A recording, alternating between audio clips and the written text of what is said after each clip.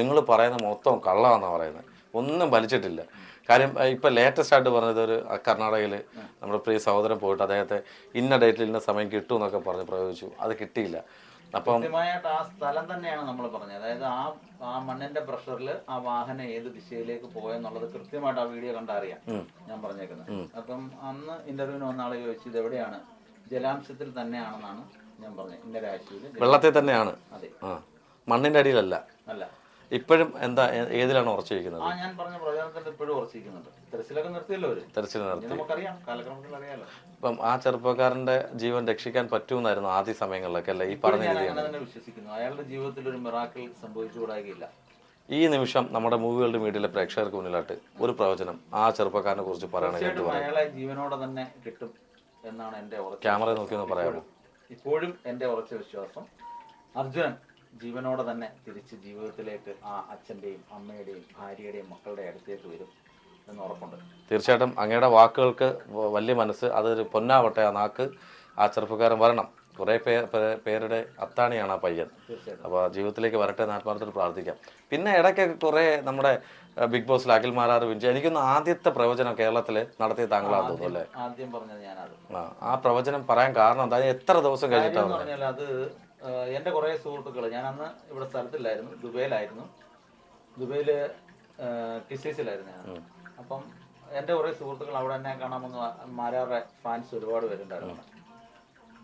അങ്ങനെ അവർ വന്നു, എന്നെ കണ്ടു.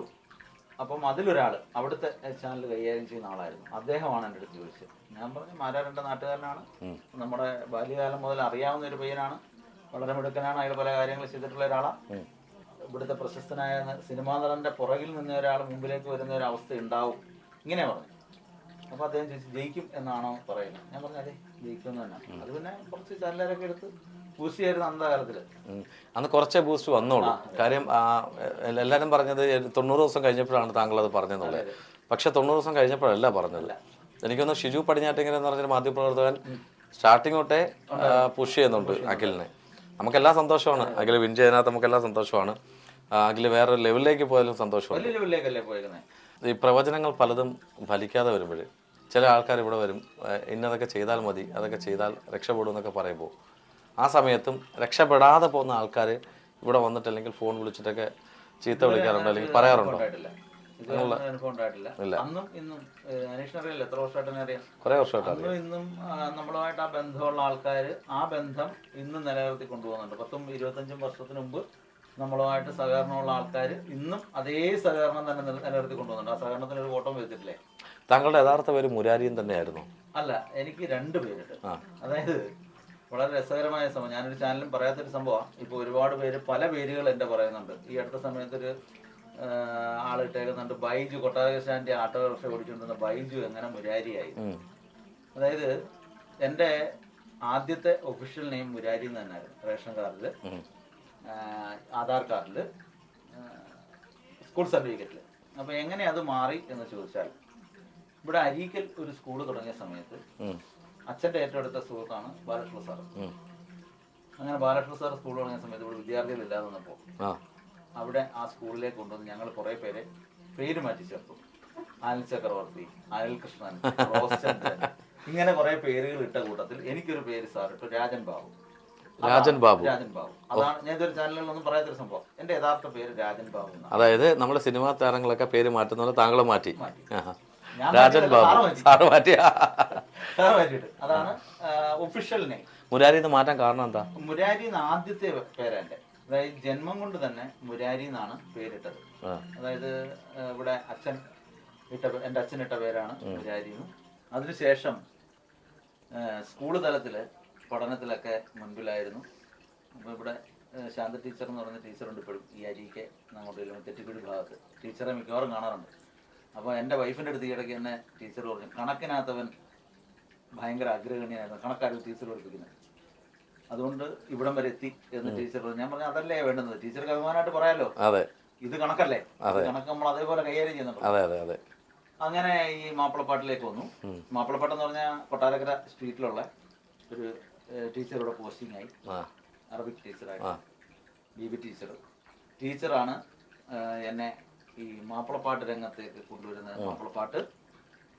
തപ്പനമുട്ട്, ദഫ്മുട്ട് ഇങ്ങനെയുള്ള വേറിട്ട ചില കലകളിലേക്ക്, അന്ന് ഹിന്ദുക്കളൊന്നും ഇങ്ങനെയുള്ള കലാരൂപങ്ങളിൽ ഇല്ലാത്ത കാലത്ത് ചെറിയ പ്രായത്തിൽ നമ്മളെ അതിലേക്ക് കൊണ്ടുവരികയും പിന്നീട് രണ്ടാമത്തെ സ്കൂളിലേക്ക് മാറി ഹൈസ്കൂളിലേക്കൊക്കെ ആയപ്പം ശരിക്കും സ്റ്റേറ്റ് തലത്തിലൊക്കെ പോയി വളരെ ഗംഭീരമായിട്ട് ഫസ്റ്റ് എ ഗ്രേഡ് മേടിച്ചു, ജയിച്ചു.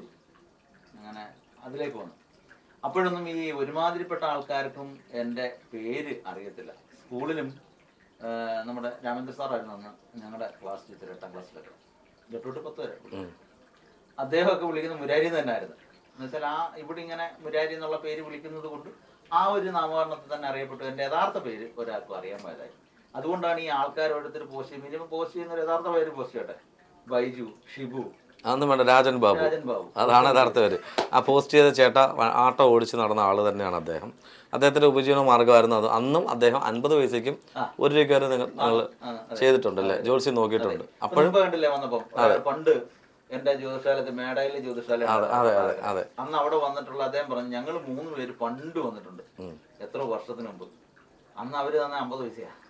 ഇപ്പൊ അവര് തന്നെ പറഞ്ഞത്, ഞങ്ങൾ 3 പേര് ഇന്ന ആൾക്കാർ ഞങ്ങൾ പണ്ട് വന്ന് കണ്ടിട്ടുണ്ട്, ആള് തന്നെ ഇയാളല്ലേ എന്നുള്ള രീതിയിൽ അവർ സംസാരിച്ചേ.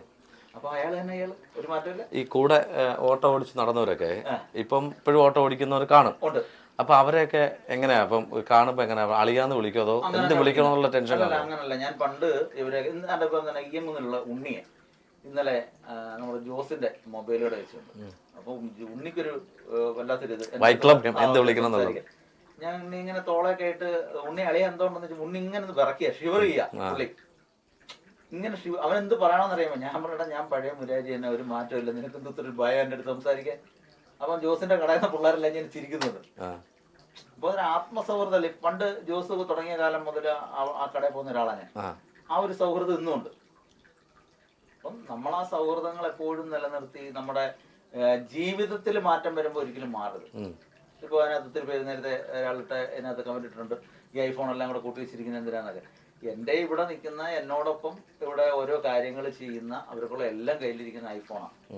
ഇപ്പൊ എന്റെ മാനേജ് പൊട്ടത്തല സന്തോഷ്, പുള്ളിയുടെ കയ്യിലിരിക്കുന്ന ഐഫോണാണ്. അത് 10X Max. ദുബായിലൊക്കെ പുള്ളിയാണ് കൂടെ വരുന്നത്. പുള്ളിയെ മിക്കവാറും എൻ്റെ കൂടെ എല്ലായിടത്തും. പിന്നെ അദ്ദേഹത്തിന്റെ മകന്റെ കയ്യിലിരിക്കുന്നതും ഐഫോണാണ്, അതിലോണാണ്. അപ്പം ഞാൻ കൊടുത്തേ. എന്റെ സഹോദരിയുടെ കയ്യില്, എന്റെ അളിയന്റെ കയ്യില്, നമ്മുടെ ബന്ധുമിത്രാദികൾ ഒക്കുന്നവരൊക്കെ ഐഫോൺ ഫാമിലി. എനിക്ക് ഇത് ഉപയോഗിച്ചൊരു സമയം കഴിയുമ്പോൾ അടുത്ത ആളെണ്ണം കൊണ്ടുവരുമ്പോൾ ഞാൻ വേറെ കൊടുക്കും. പിന്നെ ഇതിനകത്ത് 1-2 ഫോണുകൾ ഞാൻ ആർക്ക് കൊടുക്കാതെ വെച്ചേക്കുന്ന കാര്യം, എന്റെ വിദേശത്തെ നമ്പറുകൾ, അവിടുത്തെ ബാങ്കിങ്